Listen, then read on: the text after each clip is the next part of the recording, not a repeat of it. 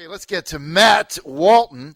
Now, let me tell you about Matt. He's a school teacher who was in the education system. He's the Republican candidate running for the House of Delegates seat, the special election on January the 13th. That is in Henrico County, parts of Richmond. And it's an overwhelmingly Democrat district. But Walton's got a shot here, they think, because, well, the Democratic candidate, Kevin Sullivan, by the way, has declined to come on our show.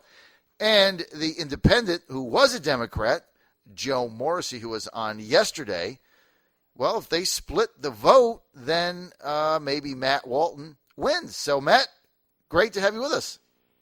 Good morning, John. How are you doing? Good. So what inspired this race? I mean, when you first got in it, it's kind of a hopeless district for Republicans. It's like Democrat plus 15 or something. So something inspired you to get in. What was it? Well, when you use the word hopeless, I don't view it that way. I think the folks of the 74th district really care about the issues that I care about, and that's focusing in on education and jobs. I decided to run for this seat about 2 years ago, so I've been really looking at it and made a final decision over the last spring to put my hat in the ring for what I thought was going to be a general election, but then we have this, of course, special election popping up. So that was kind of my time frame, and I've been thinking about this for a long while. But my big thing, or my big focus is thinking about our students in our Commonwealth. Our students are our future, and we must do all that we can to ensure that they have the best education system in the world, and that they have plenty of good jobs available to them and others. And furthermore, we must have an economy and infrastructure to support the vital needs of Virginia and the 74th District. Well, Joe, that sounds great. What are some of the specific policies that you would try to enact if you become a House of Delegates member? Well, one of the things that I want to look at is having a grand conversation on education. We've had a lot of discussion going on with Medicaid expansion and the role of healthcare with using the MERC and having that commission set up. So I'd really like to have a grand conversation about education and look at what I'm going to propose is called ERIC. It's the Education Reform and Innovation Commission, where we bring together folks from all areas of education and business and different individuals and figure out, what can we do to make Virginia have the best education system in the country. And let's look at things from other states that have worked well, because in education we believe in best practices and learning from things that have gone well, and really see what can we do to reduce the testing burden on our students, reduce how teachers are assessed, just not by a single test. So have a grand conversation, really working in technology and engineering education. And that's what I teach, part of STEM, really boosting STEM teachers across the Commonwealth, and really focusing in on that. And then also, focusing in on our economy and jobs, and what can we do for folks in the 74th in Virginia to make sure that they have a good and high paying job.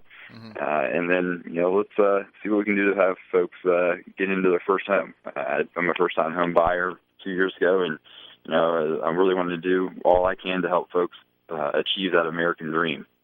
So, Matt, looks like education, one of the big things. Let's get to the Joe Morrissey situation. That's the elephant in the room. Do you think the voters of your district are going to reelect Joe Morrissey based on what he's gone through, the fact that right now he's in jail on a work release program? Do you think that's going to be a major factor in this race? Well, it's something that needs to be addressed. And, you had Joe on earlier in the week, as you said, and he used the words errors in judgment. And by far, what he did was not just an error. That was a huge error in judgment. I'm honored as a teacher that parents have placed their trust in me to educate their children. And trust is a very valuable thing that is very hard to earn and easy to destroy. And I think Joe has really destroyed his trust with the folks in the district. I'm honored that I get to work with students on a daily basis to help prepare them for their future, and that parents really trust me to help them with that. So I think that we need to really put the folks in the 74th need to really look at who can they trust, and who can they trust to do a really good job for them, for their children, for their future, and they can really ensure that they can really make sure they can put their trust in me in that. So I think Joe would have a hard time being a legislator during the day and then going home to jail at night. And if committee meetings run long, his work release ends at 7:30 p.m. So is he going to have to report back to jail? More than likely. But trust is a big thing, and that's why I'm honored to have the people of the Commonwealth trust me to educate and prepare their children for their future. Well, look, Matt, what you said is reality. If there's a committee meeting that runs over about 7 o'clock, Joe has to leave. I mean, otherwise, they're going to revoke his work release. He's got to check in at 7:30 p.m. He checks out at 7:30 a.m. I mean, that's just the way it is. So it would be quite the spectacle. There's no doubt. We'll have to see how it plays out. But the General Assembly that's going to convene on January 14th, you mentioned a couple of the top things that you're going to do. I want to get your thoughts on ethics and on Terry McAuliffe. Matt, let's get to this ethics bill. Speaker of the House Bill Howell and the Republicans backing a $100 limit, trying to get some real ethics reform. Others saying, it's meaningless. I don't think it's going anywhere in the state Senate. It's just my judgment. How do you stand on that?